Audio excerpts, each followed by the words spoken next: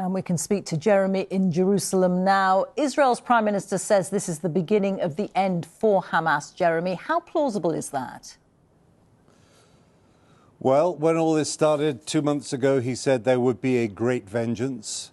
And he's also been, for 2 months, the Israelis have been hitting Gaza really, really hard. It may be the beginning of the end, but it certainly isn't the final destination.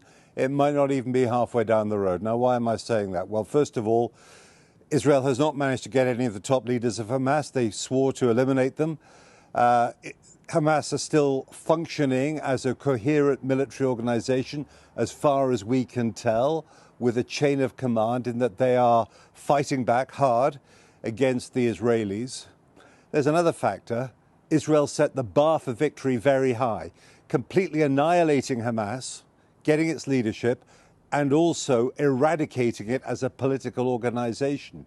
Now, the Americans vetoed the last attempt at the UN at the end of last week to get a ceasefire resolution. But there's been talk they might allow perhaps another month before they say, look, enough is enough. You've killed enough Palestinians already. And the Israelis by then may not have got to where they want to be. So what will happen then? There's another factor still, one last thing to think about.